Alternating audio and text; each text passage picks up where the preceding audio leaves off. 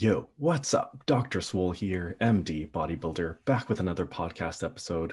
Today I'm joined by Dr. Eric Helms, who is a PhD and absolute rock of knowledge in the science-based fitness industry. So really lucky to have you here, Eric. Thanks for joining me. Pleasure to be back. So today we are going to be starting from the bottom and talking about fundamentals of hypertrophy from the ground up, which I think is going to be of great value for our listeners here. And to just set the basis of our discussion, we're mainly going to be focusing on hypertrophy here, and mainly for the analytical athlete who really wants to get at the optimal approach to their training progress. So yeah, maybe just starting off, Eric, I think I was going to structure this discussion sort of in terms of the different variables that go into a training program in terms of their priority. And for the listeners, in case they may not have read this, Eric has written the muscle and strength pyramids, which is an absolute must read for the foundations of science-based fitness and bodybuilding as well. So if you haven't read that, read that. I was going to order this in sort of my own approach. I like to think of things in sort of a staircase that I call the basics of training, where basically you need to step on each step of the staircase before moving on to the next. So in order, the way I like to put it is at the bottom, you've got consistency and sustainability. And next you've got progressive overload, then volume, frequency, and then intensity, rep ranges, and lastly, exercise selection. And basic idea is that you need to set one step before you can move on to the next, and the steps below dictate the steps above. Love it. Sounds familiar. Yeah, so today, we're just going to start off by, just to sort of guide the discussion, Eric, what would you say is the best proxy of hypertrophy in terms of just an athlete who is wanting to track their progress? Good question. And that is the question I think a lot of coaches are often trying to get at. The best, if we're going to use one metric, is probably progress in the gym over a bunch of, okay, and assuming we're talking to the folks you set aside, who are the neurotic, I mean that with love, being one of them. Exactly. Neurotic people looking to optimize it. So I'm assuming we're kind of already past that novice stage here. If you're looking to optimize something, you hopefully shouldn't be starting out, or that will actually set you back trying to optimize, because you need to be basically learning the ropes, understanding the lay of the land, not getting caught up in those pebbles and sand before you get your big rocks in place. So if we're talking about intermediates, where you're not going to be seeing visible muscle growth on like a week to week or even sometimes a month to month basis, the best proxy is seeing an improvement in performance in the weight room across multiple metrics, multiple muscle groups, multiple exercises, all roughly at the same time. So it's not just, I added squats and my squats went up, but rather it's my cable row, I've added another rep. My lateral raises, I went from 10 kilos to 12. My overhead press has gone up 2.5 kilos this week for the same reps. My RPE dropped a little bit on deadlifts, even though I did the same rep and load scheme, that type of thing. All those are different valid metrics of progress, and not 1RMs necessarily, and probably not ideally, but across different spectrums of rep ranges. And this would probably indicate that you're doing enough right that you couldn't attribute all that just to neuromuscular changes, because you're not a novice learning the lifts. And that probably means you have at least experienced hypertrophy. And if not that, at the very least, are creating a sufficient stimulus that will be on its way. Mm-hmm. Yeah, no, I think that's a great point, because for a lot of especially natural athletes, you may not see, visible progress on a regular, even semi-regular basis for some people. And that just gets slower and slower as time goes on. And it can become really difficult to necessarily know whether like exactly how much mass you're putting on, especially if your body fat fluctuates between contest prep or off-season weights quite a bit. Yep. So, and I think, yeah, I think I largely agree in that the definition I kind of go off of is seeing progressive overload sort of over your multi-set 6 to 12 rep max or whatever, or perhaps slightly different rep ranges depending on the muscle across mesocycles is sort of how I look at it, which I think there's a lot of sort of discussion still on how people like to progress their mesocycles and those kinds of things. But I think the fundamental point is finding some benchmark that you can track across time. Mm-hmm.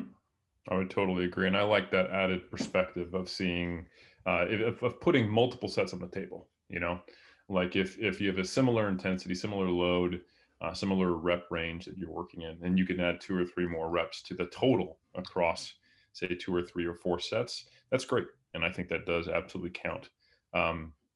I will go back to the one caveat I started with of saying, hey, if this is a single proxy, I'm going to go with performance. But I really do look at a smorgasbord, if you will, it's a fun word, of variables to really gauge progress. So if I am pushing body weight up by trying to increase caloric intake, then I will want to see body weight slowly ticking up at the rate that I think is appropriate for the person. Mm-hmm. And every few months, I do want to kind of get a check on the physique. And a lot of the times, it's mostly kind of this, all right, last time I was roughly this lean or not lean, depending on where you're at. Was my body weight higher or lower? And do I have a little more fullness in certain areas? So I think the scale weight, performance, and kind of the subjective look at your physique can all collectively tell you more than any one of those, for sure. Mm-hmm. Yeah, no, that's a great point. And over time, I think it's critical that people sort of take all these pieces of data and assimilate them as a whole to guide their training, both in terms of an acute or short-term phase and moving on to longer-term phases. So luckily we agree on that because this is going to basically guide the rest of the discussion here. And Going up the staircase. We're going up the staircase. Here we go. So yeah, so based off that model, then I like to put progressive overload at the bottom and saying that we really want to be seeing progress in our gym performance over time. So how would you just define progressive overload for the listeners? That's a really good one. And this is one of those fundamental pieces of exercise science that everyone really thinks they get, that I think people sometimes over or under complicate, depending on how they see it. Yeah. So, if you look at my pyramids, I actually don't have progressive overload in the pyramid. I have progression and like basically how to create progression or models to plan for it. And that's above volume, intensity, and frequency. And in my model of kind of the staircase, it's also similar. The foundation's more important. The reason is that with intensity set up correctly, progressive overload is there. And I think the reason why progressive overload is potentially misunderstood is that the word progressive makes people think that it must be an active process of you doing something to the variables week by week by week. Sometimes it does need to be, but that's not a fundamental property of it. So intensity, as it relates to hypertrophy, probably the most relevant variable is going to be proximity to failure, just pushing yourself sufficiently hard to make that set stimulative.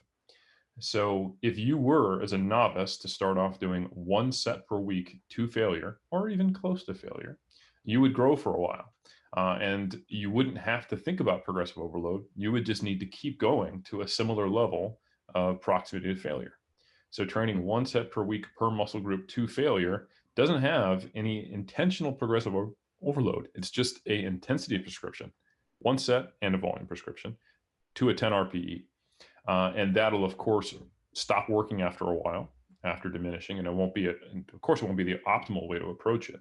But that doesn't necessarily require any type of planned progression, and it doesn't necessarily even require you adding weight to the bar. If you just let the reps extend and extend, and eventually your 10 RM becomes your 20 RM. So progressive overload should really just be seen as overload over time. And progressive overload for an advanced lifter might result in frequency and volume and intensity changes, while progressive overload for a novice or an intermediate doesn't require those things, although sometimes it might be better. So that's me kind of jumping around the steps a little bit, but explaining why that's not a fundamental piece of my pyramid. Because if you appropriately set up your volume, intensity, and frequency, overload should be there. And then progression should simply be maintaining a sufficient overload over time. So I think a really good way to conceptualize this is that progressive overload is something you observe, not necessarily something you have to enforce. So if you are training with a given RPE, and that could be, like you said, there's many ways to set up a mesocycle. Let's say you just stay between a 7 to 9 RPE the whole block. Another setup could be you go from 6 to 8 to 7 to 9 to 8 to 10 over 3 weeks. That's fine. And if you were to do that, there would be overload each time of different varying degrees in the example of it increasing. Mm-hmm. And it wouldn't necessarily require you to add load or add reps, maybe one or the other, just depending on how you did it. And you could even make the argument that since we know proximity to failure is not a really, really tight range, we have data that even 4 or 5 reps from failure can produce hypertrophy. If you were to maintain a relatively low RPE and just keep increasing the load to reach that RPE over time, that is still overload each week. And it is sufficient. And at the point when it's no longer sufficient, it's no longer progressive. So I think sometimes it's easier just to conceive of it as overload. And what you need to do to continually produce overload is kind of what some of these progression models grow out of, which is why I put it above volume, intensity, and frequency in my model. And that kind of bottom up kind of problem solving process of, okay, now I'm an intermediate, no longer a novice. I might need to do a little more volume. Okay, now that I'm doing more volume, I get pretty beat up after 3 or 4 weeks of overloading. Now I need to deload. Now it looks like we're doing some type of periodization model, right? Mm-hmm. So, as you get to the advanced stage, now you're dealing with individual characteristics, different ranges of volume, maybe specialization cycles, and these decisions you've made to keep the overload sufficient over the time course that is required for that to occur for you to grow ends up resulting in these kind of bottom-up periodization creations. So going all the way back to your question of progressive overload, you need to make sure that in a given reasonable block of time for your training age, you have produced sufficient overload. You need to keep repeating that. So it is an absolutely inherent part of the process. And I like the way you've conceptualized it. That is a totally valid way to do it. For me, it is just encapsulated within volume, intensity, and frequency. Yeah, it's a really interesting sort of problem because I guess a lot of it depends on exactly your definition of overload. And I guess part of the reason I put it at the bottom is I see it as just looking at seeing progress as the result. Whereas a lot of people will talk about progressive overload as you said, something that you're actively forcing, that I am executing this progression model and therefore I'm creating overload. Whereas I guess the way I like to see it is just seeing progress or creating hypertrophy or having that stimulus is what allows you to lift those heavier weights. And it's kind of like this sort of circular logic when you kind of get into that, because I mean, you need a sufficient stimulus to create progressive overload, but then you're using progressive overload to guide your stimulus. Yep. So yeah, I think that makes a lot of sense. And in following your model, I think we'll just talk about the basic variables and maybe move on to sort of the actual progression schemes later on, because I think I agree with how you put it in terms of the actual organization of variables over time is a more advanced topic, a more advanced sort of concept, and something that needs to be built off of the main more fundamental variables in your programming. So maybe just starting off with volume, if we could enter this discussion. How do you like to define volume in the context of hypertrophy training? Yeah, the easiest way to do it is to look at the total number of sets per muscle group that are quote unquote working sets. And presumably your working sets as a bodybuilder are going to be sets that you think have a roughly equal footing for stimulating hypertrophy. So it's difficult to quantify volume without knowing what that is, which means we have to talk about intensity a little bit. Yeah. So as a very brief overview for the listener, we have seen robust hypertrophy and in the vast majority of the studies, no significant difference between both low and high load schemes within some kind of end capped range. Meaning that if you were to go, say, below roughly 30 to 40% of 1RM and take a set to failure, it actually does start to inhibit the hypertrophy response per set compared to something that is above 30 to 40% of 1RM. Maybe it's too similar to endurance training. Maybe you start to fail for cardiovascular reasons rather than local muscular fatigue. Maybe it produces central fatigue because of how much work you have to do to get there and inhibits the rest of the training session. Theories abound, but nonetheless, we have observed a couple of times that very low load training, we're talking way more than 20 reps. Most people, if you give them 30% of 1RM, they're doing 30 or more reps depending on the movement. So that's not fun to do that anyway. So that probably is too low. On the other end of the spectrum, you get to a point where, say, in the 1 to 5 RM range, every single one of those reps results in near maximal, if not maximal, muscle motor unit recruitment. Mm-hmm. However, the sets just don't last very long, so there's not a sufficient, you could say, impulse to the amount of force putting out. Impulse being force over time. So there is a volume component to hypertrophy, which no one is surprised by, and that applies per set. But when you start to get above a certain rep range, you get these kind of equal trade-offs, such that when you do a 6 RM and you're getting very high levels of motor unit recruitment right at the start, but that you can only sustain for, say, 5-6 reps, somewhere in there, you get a similar stimulus to, say, doing a 15 RM, where you can start with a very low level of motor unit recruitment. And then at any given point, the level of motor unit recruitment isn't high because certain motor units drop out, presumably because of motor unit cycling. But eventually you get to the point where if you go to failure or near to it, all the different fibers involved get some element of training, putting a 6 RM and a 15 RM on roughly equal footing. So all of that is to say that when we're counting volume, it is roughly number the sufficiently hard sets in a rep range that we know is stimulative for hypertrophy. So the recommendations I make for pragmatic reasons, because I don't like to go up to 30, is, hey, anywhere from 6 to 20 is a viable rep range, so long as the RPE is trackable when there's actual, like, an RIR there that you can know. So somewhere between a 5 to 10 RPE or a 0 to 5 RIR, depending on the movement, depending on the phase of training, depending on the person's experience, and depending on prior data collected. Mm-hmm. What are your thoughts on people using tonnage to assess volume, or maybe in terms of comparing different workouts? I think there are limited cases where tonnage is useful. And just for the listener, that's sets times reps times load. So it would give you a total amount of kilos or a total amount of pounds. This causes problems when you start comparing across people or across movements. Like, for example, you have a very advantageous lever on a calf raise, and you may be able to calf raise more than you can squat or deadlift. And you go, oh, well, look at the tonnage on my calf raise. It's more than I deadlift. And it's like, what does that mean? Like, if you had to choose one exercise or the other and never do it again, would you just calf raise instead of deadlift? Probably not.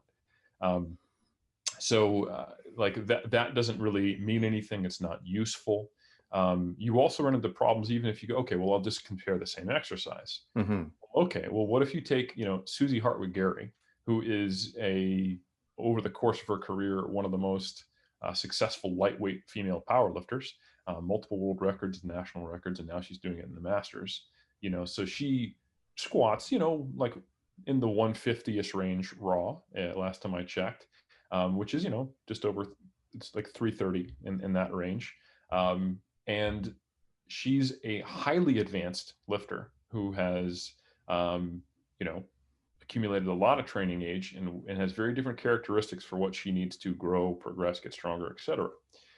And then you take someone who is a novice, super heavyweight, and they, within the first couple of weeks of training, is squatting 200 kilos.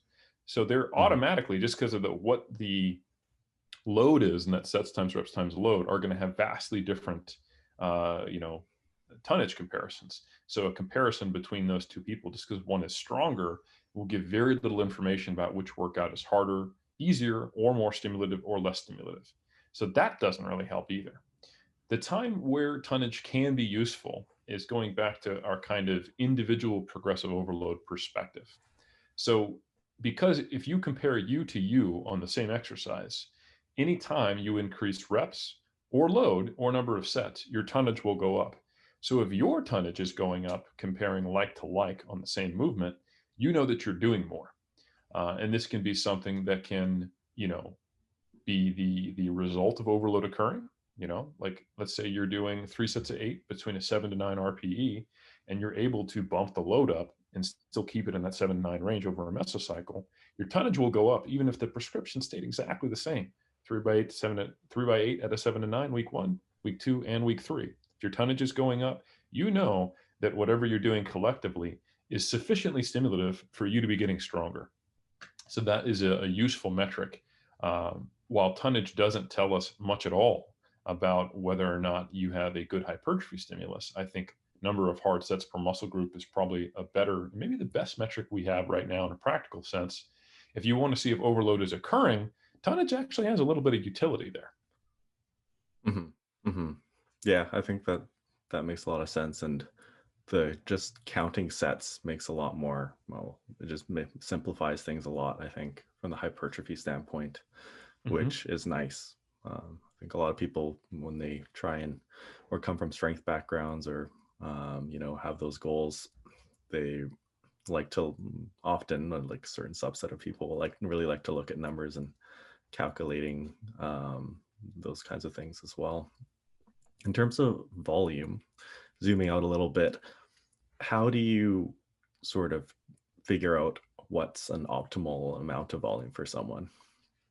That's a great question. Yeah. So volume's a funny thing is if you aggregate a bunch of studies together and aggregate the means, you can get a relatively moderately tight guidance on what most people should probably be starting in, assuming that they're training with a high proximity to failure, because that's what the research is based on. Not because it's better, but just because that's how you match intensity in studies. If everyone goes to failure, that's their 10 RM. Hmm. However, if you give someone 10 reps at 70%, somebody might hit failure. Somebody might be 10 reps away from failure, just because there's differences in how many reps different people can do at different loads. So anyway, when you look at a bunch of studies of people going to failure, it starts to shake out that somewhere between 10 to 20 sets is probably what I'd recommend to an intermediate person based on that research, because we've seen um, that be better than higher volumes, and we've seen it be better than lower volumes. However, when you start to look at the individual, you start to see that there is a pretty big standard deviation on that. And even when you look at groups, so there was a study, and I can't remember the author right off the top of my head, but it was recent, and they had a individualized increase in volume compared to a stock standard number of sets. So one group increased volume by 20%, and the other group at the group level ended up at the same number of sets, but it was just everyone do, let's say, 18 sets. And I don't remember the number in the study, so I'm not being as helpful as I could. But the point is, one group, they ask them, how much are you doing? Increase it by 20%. The other group, everybody gets this amount. So some people increased it a whole lot, and some people actually went down. And the group that had the individualized 20% increase in volume saw more growth than the other group, even though the groups were doing the same amount. So your question's appropriate, because instead of trying to find like the volume TM, is it 14 sets for chest? A much better question is, what's the appropriate volume for me right now? And another really cool part of that study is they broke it down into quartiles in the group that had an individualized increase by how much did they increase their volume by. And they found that if you ordered it by who gained the most muscle mass, who gained the moderate amount, and who gained the least, if you put that into three tertiles, while the folks who increased their volume the most, on average, grew the most, the standard deviation also was very large to the point where you could tell, okay, that means some of the people who grew the most actually reduced their volume. So you Mm-hmm. absolutely can be someone who is doing too much, decreases it slightly, and grows more. That's not the norm, but it is maybe it is more so in the group of the audience we're talking to, because they're very forthright in trying to make progress and trying to optimize things. You're more likely to be pushing it hard than pushing it too easy. But in the general study population of trained like college students, more people who increased their volume more grew more than the small amount of people who increased it the most and actually grew slower. So anyway, or actually, I should say, decreased their volume and grew more. So the point is that you do need to figure out some type of individualized approach to increasing or decreasing volume and figure out what's best for you. And the way I do this as a coach is I step away from the literature, because it's only helpful when you don't have prior data, and Mm-hmm. I assess what have they been doing, what have they previously done, and are they currently progressing or not. And if they are progressing, then we know we're in the ballpark of something that is working, and I'm probably not going to increase it or decrease it. I will look for other opportunities to improve their program. Maybe their distribution isn't great of their volume or their stress across days. Maybe their exercise selection is a little redundant. Maybe it's unnecessarily stressful to existing injuries or something like that. Maybe their frequency is distributed in such a way that they have some days that are just way too much volume, and other days that are probably not that hard. Um, and I can find a way to optimize what they're currently doing, and at the very least keep a similar stimulus but leave them a little more recovered. And then I have the option, if I want, to increase volume more once they plateau. Um, However, I typically am putting someone somewhere in the range of the volumes that we see in the literature based on that, unless they really have shown themselves to be quite the outlier um, based on their prior data. So most of the time, I'm giving someone between, say, 6 to 15 sets per muscle group as kind of the initial phase, based on are they progressing and where are they currently. And I'm also looking at things like, okay, maybe they seem to be responding to high volume, but are there RIRs all over the place? Is their technique very, I should say, is the way they perform exercises consistent enough so that I know that the muscles that are getting stimulated are having a consistent stimulus? Mm-hmm. So those are really important things too. Do I think that when they write down RDL, is it an RDL or is it kind of like a round back squat dead partial thing? You know, like Mm-hmm. is this actually a hamstring exercise for this person? So that's the type of thing I need to be aware of too, because you can make assumptions even sometimes with high level bodybuilders about their performance, their ability to gauge proximity to failure, that are not always true. And that's a really important aspect, especially if you're working with people online, to confirm that the program they write down in theory is actually what's happening in practice. Mm-hmm. Just want to make a little PSA that Eric and I will be launching a new product called 14 sets per chest That's TM. right. The 14 set chest program, which is the best volume for all. But yeah, no, I think that really hits home, and that really people need to be thinking about where they're starting from and where they are sort of moving the needle and guiding their manipulations based on results. If you were to just look at someone who's a blank slate, say they're just exiting that beginner phase, you didn't have much data about them, how would you advise them to go about sort of exploring the volume space in terms Good of, question. yeah. Yeah, I think one of the things that I because volume is such a hot topic these days, I like to kind of peel back a few layers and help people understand there's a difference between something being associated with increases in hypertrophy more than another variable, and something that is a fundamental variable. So, in my opinion, proximity to failure, intensity, if you will, is a fundamental variable to hypertrophy. However, it doesn't seem to produce as much of an effect once that's in place as changes in volume. And people struggle with that. People love like good, bad, black, white. Is it volume or intensity?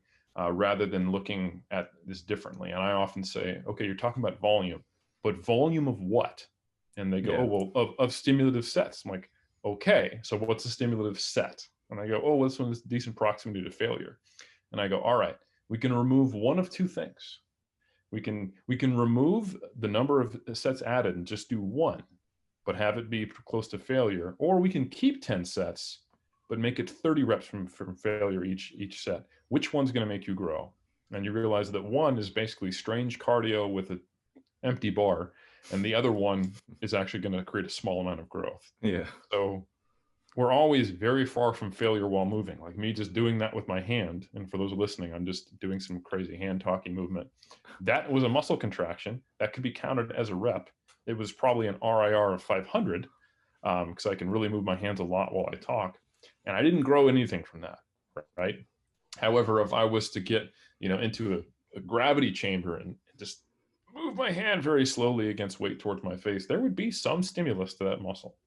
So sufficient effort, aka intensity, is the fundamental element of what you're doing that actually creates the stimulus. How much of that you need to do is volume. And once that stimulus is in place, volume does seem to have more of an effect than somehow trying to manipulate intensity more. I would say that 2 sets at a 7 RPE is probably going to produce more hypertrophy than 1 set at a 10 RPE to kind of illustrate that difference. But 2 sets at like a 1 RPE is not going to do anything. So I beat that horse to death. Apologies to all horses. No animals were hurt in the filming of this podcast. But I think it's important to understand that volume is a way to improve something once you already have the fundamental level of effort in place. So when I've got a relatively early stage intermediate who is doing things right, but I don't have a whole lot of prior data from them, I start on the low end of volume. So I might give them kind of your stock standard upper lower 8 to 10, 12, 8 to 12 sets per muscle group. And I will see how does that go. What movements progress, which movements get left behind, what's beating them up, how much do they like it, how do they feel? Are they feel like they're not really working hard, or is it nice and challenging? And then are we seeing their numbers go up? And then that's a really nice kind of home base to start from, because it's the rare person who does 8 sets per muscle group over a 4-day split using mostly compounds with some isolation work that is going to get wrecked. And it is the rare person who's not going to make any progress. But I do know what not very fast progress looks like. And it's pretty obvious if that beats somebody up that, oh, wow, okay, they're someone who really doesn't respond well to a lot of volume. Both of those are on either side of the bell curve, a couple standard deviations away from the mean. But it's a really nice place to kind of just check what's going on. And most people will make progress on that, especially at kind of the stage you're talking about. Mm-hmm. And there's probably not an advantage to trying to make it even more quote unquote individualized at that stage, because most people don't need individualized programs until they really start to plateau. Mm-hmm. Yeah, I find it difficult sometimes to, like talk about these variables in order when they're all sort of interlaced in terms of how they affect each other, in terms of volume and intensity and frequency and rep ranges. I mean, when you change one, the others change, and they all sort of come together and sort of multiply together to create, a stimulus in the end. So yeah, it definitely is difficult to just talk about one in isolation. Yep, 100%. How would you say that volume requirements change over a lifting career on average, I guess? That's a great question. And I think it depends on how you track volume. Because strength in the tonnage calculation is a multiplicative variable. It's one of the aspects that produces the product. If you look at tonnage, it goes up, right? So volume requirements scale with strength. And I think originally when we started to say things like volume needs to increase with training age, we were talking about the tonnage. And I think that kind of became a holdover to where now we just kind of automatically assume that an advanced version of you will be doing more volume than an intermediate and a novice. Um, and I think, and I don't have hard data to back this up, so this is mostly anecdote. Mhm. So that's a big caveat for everyone listening there. That in general, if you take the kind of approach that I suggested, where you start on the moderate to low volume range, make sure that effort is in place, form is in place, accurate assessment of RIR is in place, then only increase volume as needed, you will probably be on the lower end of what is ideal for the person, but most likely, less likely to burn them out, hurt them. I think it's probably the net win there, which means that you will hit a plateau. And probably what you need to increase, if all those variables are in place, is volume. So, in my experience, somewhere in the intermediate stage, to make that next level of progress, instead of just kind of barely eking out a rep every couple of weeks, does require an increase in volume. So, what you were doing Mhm. as a novice versus, let's say, a mid to late stage intermediate could be quite different.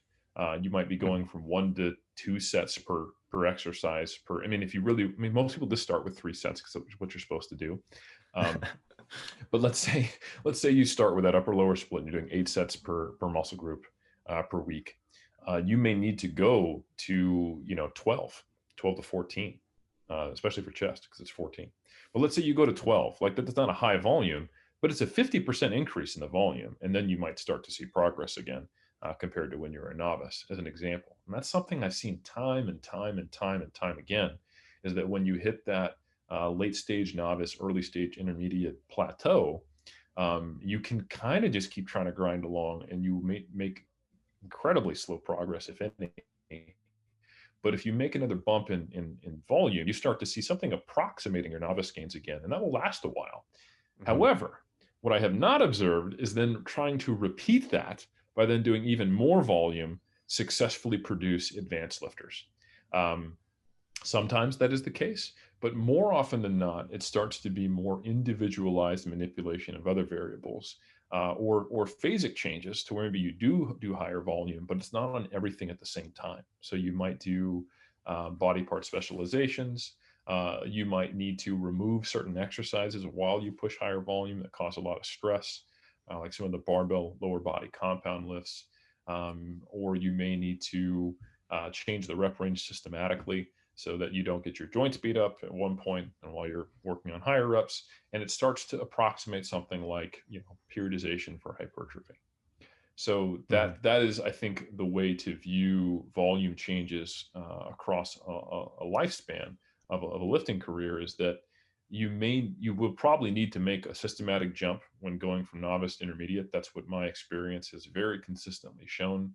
However, moving from intermediate to advanced may require an increase in volume, often doesn't, but when it does, you have to figure out a way to do it that is not so that the volume is not always there. That novice to intermediate kind of animal is a very different thing. It's just like, all right, we're going from volume 7 to volume 9 everywhere all the time, and that's your new baseline. Um, for an advanced lifter, it is okay. Well, if we do that again, it's going to produce an unhelpful amount of fatigue eventually, and probably a short type of like 1 to 2 mesocycle time frame. So how do we massage that into the program while making it something that they can actually recover from and do in kind of a cyclic fashion? And that's where you start to see more elements of periodization. Mhm. Yeah, no, I think that's an interesting point. How you initially think that more would be like more would be better as you become more advanced, but I think yeah, that often isn't the case, and sometimes it comes down to just the ability of a more advanced lifter to move more weight per set as well, which yeah, just ultimately produces more fatigue, which starts becoming an increasingly um, important player, I guess, as you become more advanced. Um, That's a good point. And just to real briefly, one thing that's pretty consistent in the literature on someone's ability to assess proximity to failure, This is you. This is nice and representative of you going to the gym and stopping when it feels hard. A novice will, when they think they're near failure, might be on average 4 or 5 reps from it. We're talking ranked novice. And then as you move through not intermediate to experienced to advanced, you get much more accurate to the point where you're pretty much on point with where failure is on most movements.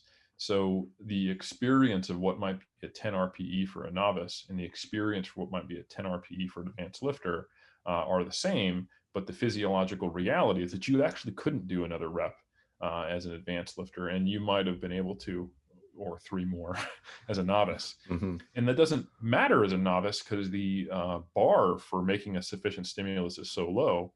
However, you are getting an objectively different amount of fatigue. And like you said, you are still, I mean, you might be gaining, let's say, as a male, 20 pounds as you move through that, but your lifts might be going up. Like, let's say in the case of your stock standard 160 pound, 5'8", 5'9" bodybuilder male who gets up to 180, and then you move from, let's say, squatting 275 up to squatting 405 for the same reps. Your body weight went up 20 pounds, weight on the bar went up 125. Sure, it's still the same proximity to failure. It's still the same percentage of 1RM, but not everything scales linearly. If you look at the actual output of what you're experiencing metabolically, the actual calories burned per rep, and maybe the stress on joints and things like that, it is objectively higher, even though the stress to muscles from a stimulus perspective might be the same. So, like you said, yes, it is a change just in the absolute load, but it's also that you're getting objectively closer to failure, which produces more fatigue and more muscle damage. Mm-hmm. Yeah, no, that's an interesting point. How I guess these sort of other meta variables will also indirectly affect the stimulus and the volume, like as you said, the actual proximity to failure, and then also other things like mind muscle connection and actual technical execution, where you might be moving from RDL squat deadlift, rounded back flipper dive to a very precisely executed hamstring movement. Well, I guess also affect the amount of perceived volume or tension that's applied to the target muscle. Mm-hmm. And in terms of analyzing or guiding your changes to your program over time, is there a systematic way that you would get someone to sort of test out variables, just sort of as a basis of the discussion? Like, would you sort of say, okay, here's your 8 to 10 set per week sort of starter pack, and we'll execute a mesocycle and see how it goes, and then reassess? Or Absolutely. One of the benefits of keeping movements and rep ranges in a relatively tight range, and even sometimes keeping RPE in a relatively tight range or increasing it a little bit, is that you can get an estimation of strength at all times.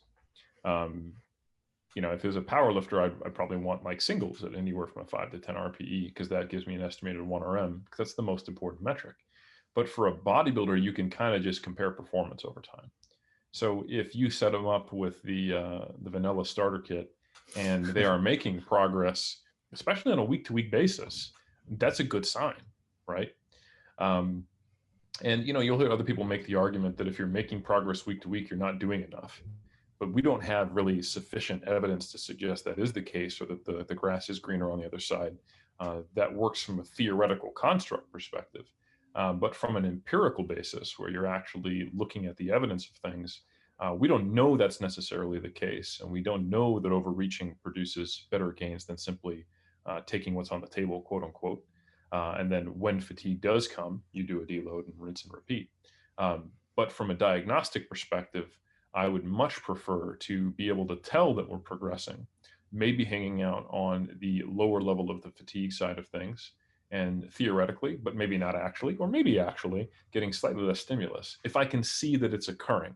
Because as a coach or as an athlete, you really want to be able to have that diagnostic clarity. I often will repeat that signal to noise thing. What I mean by that is ultimately you have all these optimal theoretical variables on the table, but you only know if they work if you know if they work. So it is always superior, in my opinion, in the real world, not in theory crafting, to look at, did this produce an effect I want? Now, that is not as simple as I'm making it out to be. Um, did I produce the effect I want in a relatively advanced lifter? Might not mean that you're seeing visible progress for months. So what, for example, for me, if I can add a rep or two across a mesocycle in most lifts that I'm focused on hypertrophy, I see that as a win. But if I had that in an early stage novice, I would say we're probably undertraining or overtraining. How do you feel? Hmm. So I think you have to some degree, start with, what are my expectations? And that's a challenging thing, especially if you don't have a lot of experience with your own body or with a lot of bodies when working with your clients. But that's why we try to give rough guidelines that are right more than they're wrong, of a novice being able to roughly increase some metric of performance every time they repeat an exercise. When you set up things in a way that are not so highly fatiguing that it's masking those performance increases, an intermediate on maybe a week to week basis, and an advanced person comparing mesocycle to mesocycle. So rough guidelines, certainly not hard and fast rules, but it does allow you to then set some expectations and then also set up an appropriate way of assessing progress. Um, so you can take your best performances across multiple lifts in a 3 to 6 week mesocycle, compare them to your best performances in the next 3 to 6 week mesocycle with a deload in between. You could even have a taper at the end and test if you want to have a specific benchmark. Just be aware that then you're kind of betting the farm on that taper going well and that Saturday being a good day for lifting, or that week, however you want to look at it. So I Hmm. think there's weaknesses and strengths to any of these approaches. But ultimately, you just have to be patient. The higher your experience level gets, or the higher the experience level of your athlete, so that you're not making, you're not chasing a rabbit that's not actually the one you're trying to chase. I don't know what kind of analogy that is and why we're chasing rabbits, but I think you get my point.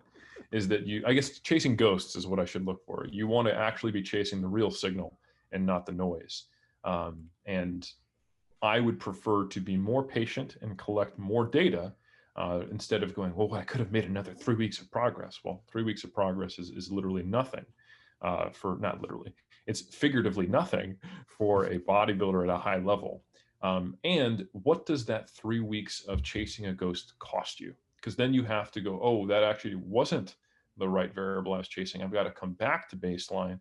And it's essentially just starting back where you were, with nothing to show for it. Hmm. Yeah, I think that the signal to noise point is a very important one, and I love the idea of it, and I think we touched on it last time of how just being able to track something is so valuable. And of course, everyone wants this, all-knowing calculator where you can throw in all like 5 to 10 variables and spit out a program and change multiple things at the same time and just be like, hey, like this week we're going to do this and this and this. But ultimately it just becomes very valuable when you can collect a lot of data in different situations and have it be repeatable for yourself. Mhm. I think it's a very convincing argument too when you think about it. Like, and it is some degree of false dichotomy, but I think just to get someone kind of from the perspective I'm coming from is, if you convince me something is optimal on paper, however, there's no way for me to gauge that until we're, say, 3 months into the process. But on the other hand, you have an opportunity to maybe on a month to month basis, let's say 3 times as fast, maybe every month and a half, we'll say 6 weeks, have a pretty consistent idea of whether or not you've improved, but it's not optimal on paper. How do you can't know for sure the first one is optimal. And if you're wrong, you have a 3 month turnaround time before making an adjustment, versus something being potentially progressive, maybe not, every 6 weeks. So it's like, yes, this is great on paper. How do you know it's working? And if Hmm. you don't have an answer to that, I don't find that argument very convincing. I will every time take the closest to optimal I can get on paper, but that gives me the a faster latency for being able to gauge the success or the failure of a given approach. And that's just a philosophical point. That's not a justification for anything I do or any specific mesocycle setup or periodization. But just ask yourself, as you're creating your own approach to training, how do I know this is working? And at what time frame do I get to know that? And then can I isolate that variable? Or did I change 4 things last time and I don't know what I did that's now not working or is working? So, however you set up your program, whatever approach you take, you want to be able to, with some degree of clarity, isolate what was the change that did result or didn't result in progress, and is that a time frame that's realistic for my training age, and is it a time frame that's acceptable for being able to be agile and make adjustments and hopefully break a plateau that may have been occurring. Yeah, and I like the sort of idea of progress velocity, and like knowing what that should look like for your training age. And I think especially for that, often I think the sort of first big obstacle people make when they're sort of entering this field is that they're coming out of the beginner stage. They're running out of their newbie gains off of the whatever starter pack program or TM program that they like read off the internet, and they are just faced, suddenly they pop into this world and see all these different variables, and they just don't know where to begin. So I think starting off with just something relatively basic, but then seeing your progress, and if you can see progress on a weekly basis at least, that's probably a good start. And then understanding from there that you're guiding your program changes based on that progress velocity. And if it's going up, then that's a good thing for sure. If you make a change and you see that, hey, like I'm making solid progress weekly on this, whereas I wasn't before, then that's a good thing. And just understanding where you go from there. And as you become more advanced, that progress velocity will slow down, but the process is still basically the same. It just gradually happens over longer and longer time scales. And I think like once people can sort of adopt that scientific method, they're off to a really good start, and a lot can be learned sort of wandering or sort of exploring the different phase space of variables.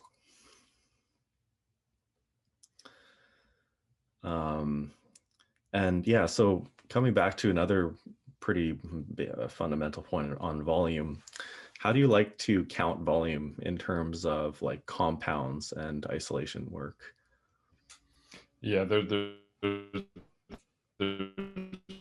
not a necessarily right or wrong answer to this. I think there's trade-offs. So a lot of people like to, I mean, and then they are correct in saying like, look, a set on a row is not producing the same bicep stimulus as a set on a curl.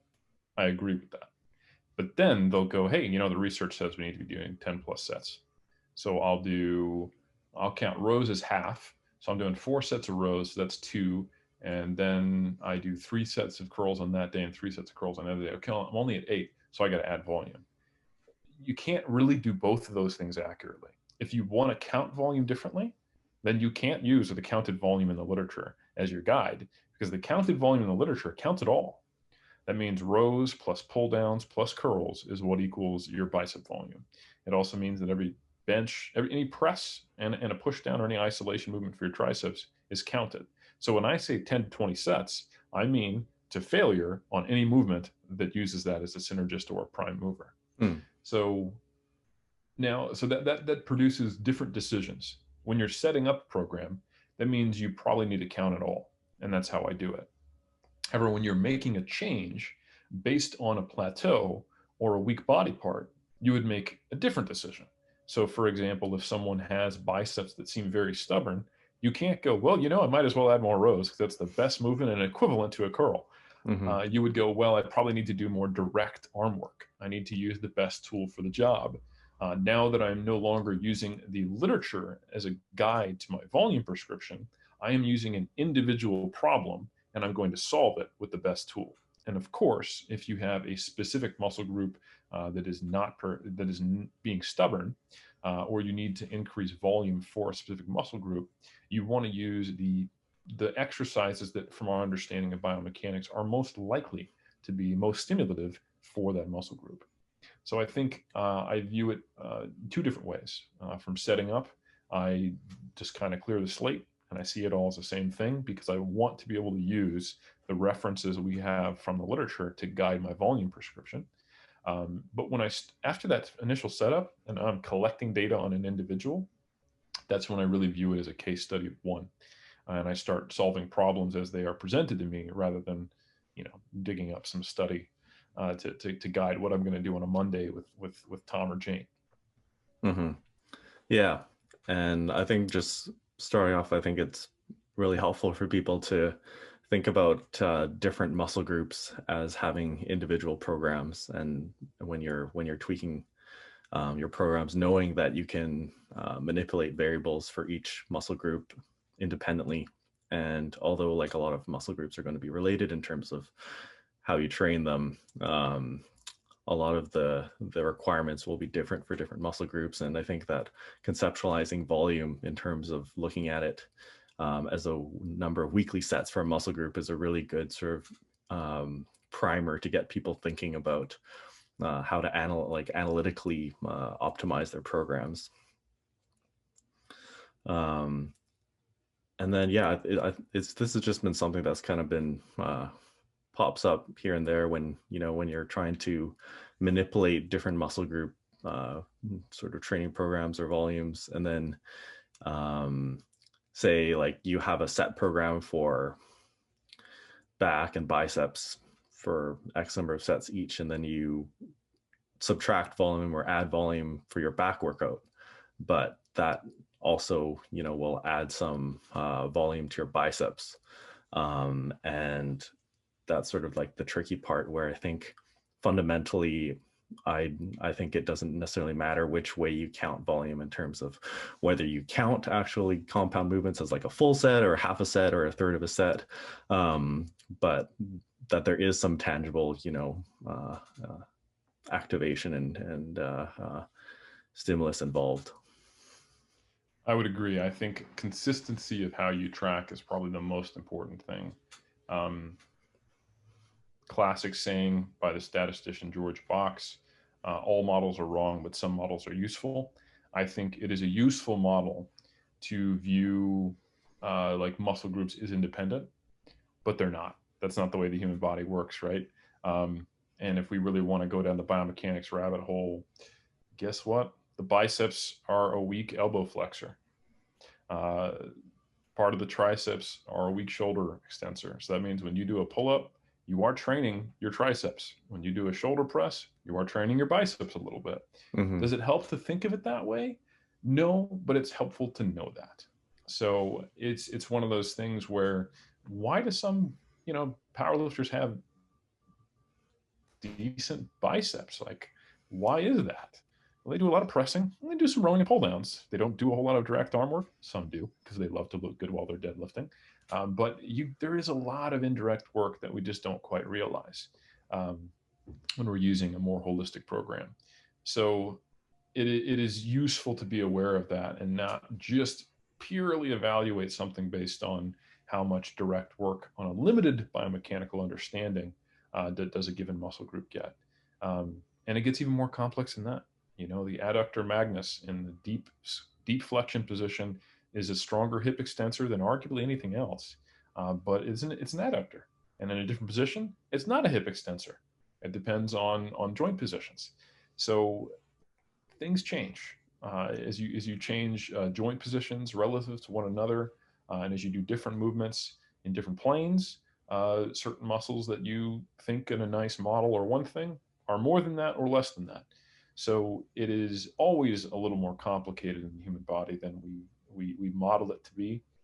So don't think too rigidly, don't be too reductionist, but at the same time, you need something to give you kind of the structured program. And I think that's a very good way of doing it. Mm-hmm. Awesome. So yeah, keeping mindful of the time here, I think we've had a really great deep dive on progressive overload and volume starting off, and I've really enjoyed sort of the our relaxed sort of just exploration of the topic, which is I think going to help a lot of people and answer a lot of questions that people have been fielding me and questions that I've had along the way as well. fun question, Eric. If you were to have a career in something other than what you do right now and money wasn't an issue, what would you do? Well, money is definitely not what brought me to bodybuilding and powerlifting. So, Mm-hmm. so I mean, so it's an interesting question because it basically it says, all right, if something prevented me from being in Yeah. bodybuilding and powerlifting, Yeah, what would be my exactly. alternative? Um, Shit, man, I tried the whole like breakdance rap thing. Nice. I was huge into underground hip hop, and was into music and spoken word poetry, but it was challenging for me because I didn't have a natural talent. And also, while I didn't get into bodybuilding and powerlifting for money, you still do need some money to survive, and I just couldn't figure out a way to make that work. So that Only might be it. fans. Only fans. That's true. So I don't know, maybe something in music, perhaps, or perhaps something in dance. But another possibility is I'm basically a nerd, is what I'm saying here. Like I love role playing games, so like there's people who have D&D campaigns and where they produce merch and have subscribers and sell stuff Nice. like Critical Role, for example, or being involved in some of the like Wizards of the Coast or one of those companies. I could see myself doing that because I was a big nerd, still am when it comes to that stuff.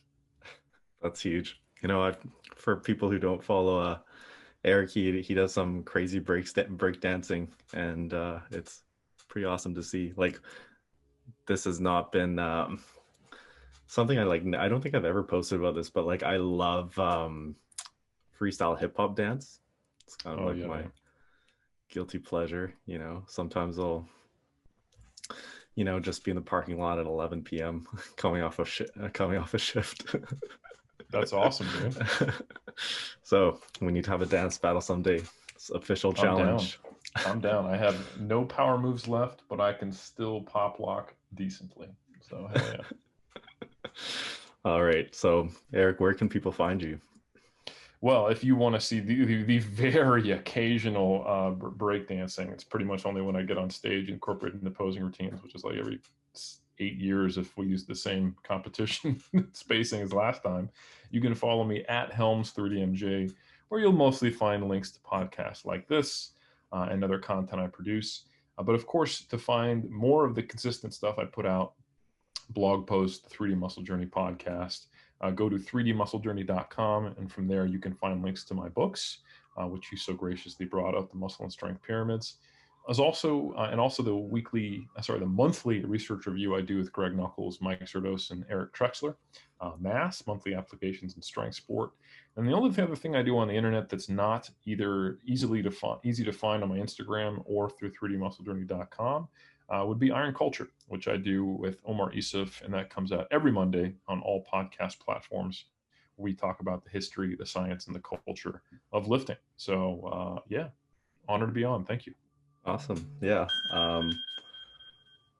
Iron Culture is a great podcast. And I just wanted to bring up that I forgot which one I was clicking on, but I just remember seeing Omar with his background set up as pyramids and like these aliens. I was dead. Oh yeah, that's a few ones now. We have always have a side plot on Iron Culture. So for the dedicated It's fans, subliminal messaging that's not approved by the government or any laws anywhere, but it's there. yeah, only approved by Paimon, which will mean nothing unless you've listened to a lot of Iron Culture. All right. Thanks again, Eric. My pleasure.